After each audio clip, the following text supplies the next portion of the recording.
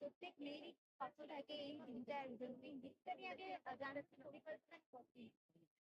প্রথম থেকে পরিকল্পনা এটাই ছিল যে সাবেকিভাবেই সাজবো। এবং সেটা বাবুসোনাদা খুব সুন্দর করেই সাজিয়ে দিয়েছে। আমার এটাই ইচ্ছা ছিল যে লাল বেনারসি এবং সোনার গয়না।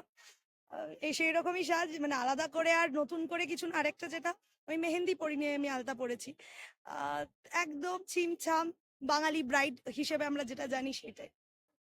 বিয়ের পিড়িতে ওঠার আগে দিনটা তোমাকে আমরা পেয়েছি চলছে কতটা নার্ভাস কতটা এক্সাইটেড কি বলতে? নার্ভাসনেস আরো কিছুক্ষণ আগে অব্দি অনেক বেশি ছিল, কিন্তু এখন আত্মীয় পরিজন সবাইকে একসাথে পেয়ে আমার মনে হচ্ছে এর থেকে ভালো সেলিব্রেশন আমার জীবনে তো আগে কখনো হয়নি।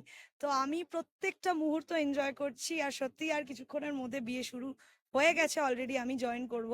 তোমরা সবাই আমাকে আশীর্বাদ করো যাতে এই নতুন জীবনটা আমি সত্যিই খুব ভালো করে কাটাতে পারি, তোমাদের সবাইকে সাথে নিয়ে ভালোভাবে কাটাতে পারি। দাদার সাথে কি ভিডিও কলে মানে গ্রুপ এক্সচেঞ্জ হয়েছে দেখে? না, আমি এক্ষুনি দেখতে পেলাম দাদা আমার সামনে দিয়ে এন্ট্রি করলো বিয়েতে, তো হ্যাঁ একসাথেই দেখে নিলাম দুজন দুজন।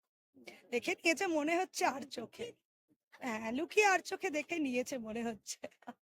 তাই তুমি এমনি মানে শুনছিলা হবে সেটার জন্য কতটা এক্সাইটেড একদম? আমি পুরো ব্যাপারটা নিয়ে প্রচন্ড এক্সাইটেড, আমার বিয়ে বলে কথা তো আমি সব ব্যাপারটা নিয়েই এক্সাইটেড। মানে আমার ব্যাচেলরেট থেকে শুরু করে আজকে সকালে বিদ্যি, হ্যাঁ বিদ্যি, তারপরে গায়ে হলুদ, কালকে আইবুড়ো ভাত ছিল, প্রত্যেকটা মুহূর্ত আমি এনজয় করছি প্রত্যেকের সাথে। তো না হয়নি সত্যি বলবো, দেখো নির্জলা আমি নেই, শরীরটা খারাপ করে লাভ নেই।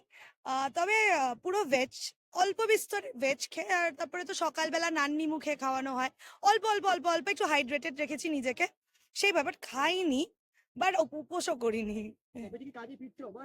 ওহো, এই কথাটা না আমার, কাজে আমি ফিরবো 10 কি 11 তারিখ থেকে মোস্ট প্রবাবলি। 5 দিনের ছুটি কাটালাম, মানে কাটিয়ে নি, তারপর বোধহয় 5 মাস পর ওরা যখন একটা ছুটি দেবে তখন আমি মধুচন্দ্রিমায় যাবো।